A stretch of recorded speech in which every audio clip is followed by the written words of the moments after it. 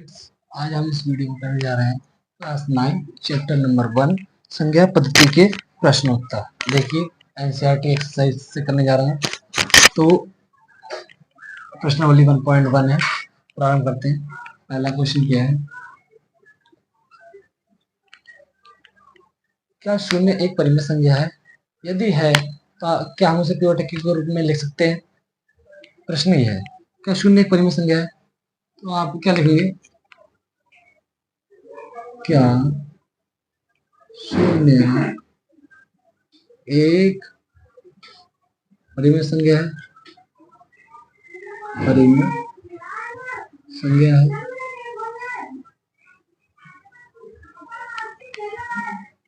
यदि क्या आप उसे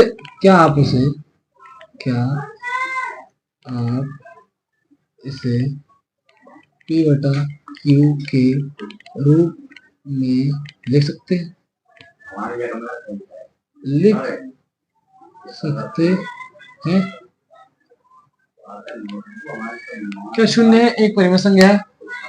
क्या आप इसे पिवट के रूप में लिख सकते हैं? जब वही परिमेय होगा तो आप उसे पिवट के रूप में लिख सकते हो। देखिए कैसे, तो आप क्या लिखेंगे, हाँ शून्य एक परिमेय संख्या।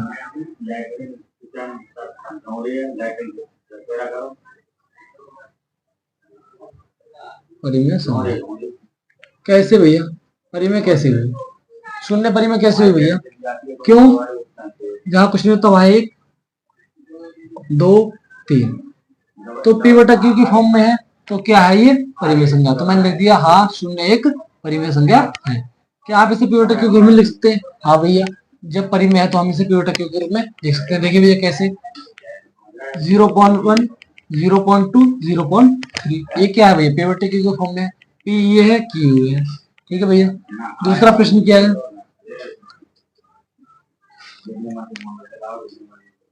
3 और 4 के बीच में 3 और 4 के बीच में 6 परिमेय संख्याएं ज्ञात कीजिए। परिमेय संख्याएं ज्ञात कीजिए।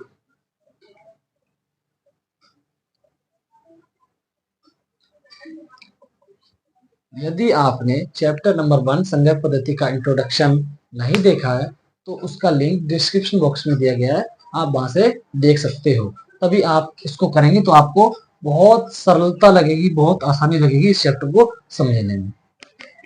तो देखिए 3 और 4 के बीच में 6 परिमेय संख्या ज्ञात कीजिए। 3 यानी कुछ नहीं होता वहां 1, कितनी संख्या बोलिए भैया? 6। हमेशा हमें ध्यान रखना है, एक हमें क्या लेना है? एक्स्ट्रा लेना है। क्या लेना है? एक एक्स्ट्रा लेना है। कितना ले लिया? 7, तो नीचे भी 7। तो अब क्या कर देंगे? बड़ा कर देंगे। 7 21 और 7 एकम 7। अब क्या बोला है? 4 के बीच में 4 1, कितनी संख्या बोलिए भैया? 6। तो हम क्या करेंगे? एक एक्स्ट्रा लेंगे, तो 7 चौक 28 और 7 एकम 7। तो आप देख रहे होंगे जो इसके बीच की संख्या है वो परिमेय संख्या है। तो 21 के छोड़ के 22 23 और 24 25 और 26 और 27 अपॉन 7। ठीक है, तो कितनी बोली? 6। 1 2 3 4 5 6, हमारी ये 6 परिमेय संख्याएं होगी। ये प्रश्न इंपॉर्टेंट है, 3 नंबर में पूछ लिया जाता है एग्जाम में, इसलिए आप इसे ध्यानपूर्वक कीजिए। तीसरा प्रश्न करते हैं।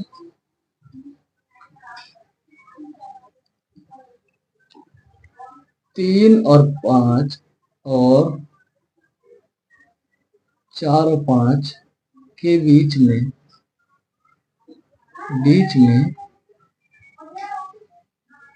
5 परिमेय संख्या ज्ञात कीजिए। 5 परिमेय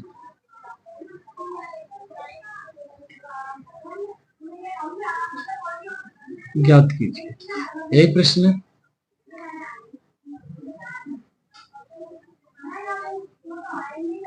ठीक है, जैसे ये किया है वैसे इसको करना है। 3 बटा 5 है, कितनी संख्या बोली है? 5, तो हमें क्या लेंगे? एक एक्स्ट्रा लेंगे, तो 6 3 18 और 5 6 30।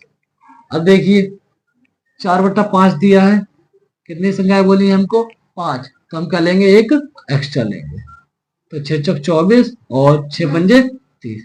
तो आप ये देख रहे होंगे 18 से 24 के जो बीच में संख्याएं हुई वो कौन सी संख्याएं हुई, परिमित संख्याएं। कौन कौन सी, 19/30, 20/30, 21/30 और 22/30 और 23/30। ये आपका प्रश्न का हल हो गया। यदि आपको समझ में आ रहा है तो चैनल को सब्सक्राइब अवश्य कर लीजिए और अपने दोस्तों को साथ साथ भेजते रहिए।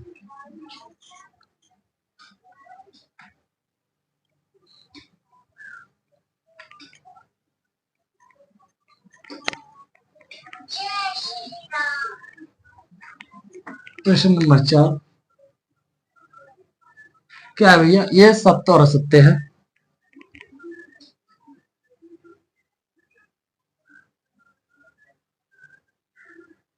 देखिए भैया पहला पॉइंट क्या है,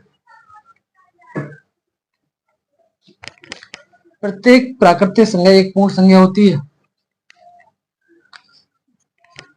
प्रत्येक प्राकृतिक प्राकृतिक संज्ञा पूर्ण संज्ञा होती है।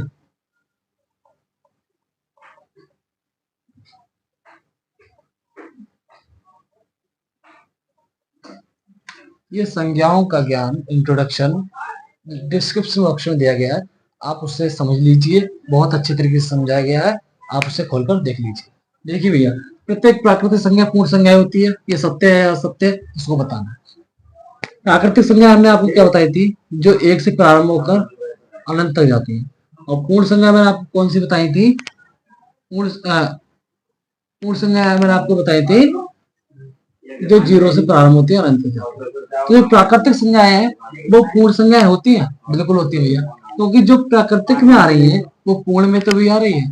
तो यही पूछा क्या प्राकृतिक संज्ञाएं पूर्ण संज्ञाएं होती है, तो भैया सत्य होती है, क्योंकि जो प्राकृतिक संज्ञाओं में आ रही है वो पूर्ण में भी आ रही है, इसलिए प्राकृतिक संज्ञा एक पूर्ण संज्ञा है। आप इसको क्या लिखेंगे, सत्य लिखेंगे।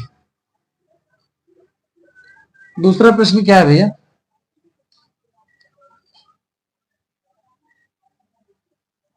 प्रत्येक पूर्णांक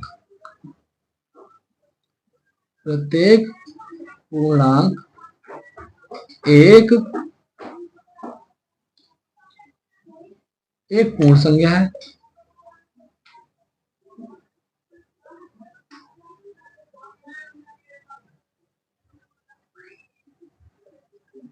प्रत्येक पूर्णांक एक पूर्ण संज्ञा है। जो पूर्णांक है, पूर्णांक मैंने आपको कौन से बताए थे, जिसमें 0 भी हो, प्लस भी हो और माइनस भी हो, सभी प्रकार के हो। और पूर्ण संख्या क्या होती है, जो 0 से प्रारंभ हो। ठीक है, तो प्रत्येक जो पूर्णांक है क्या वो पूर्ण संख्या होगी, नहीं भैया। क्यों, पूर्णांक में प्लस माइनस है लेकिन पूर्ण संख्या में प्लस माइनस नहीं है, इसलिए कथन क्या हुआ, असत्य हुआ। ठीक है भैया। तीसरा क्या है, प्रत्येक परिमेय संख्या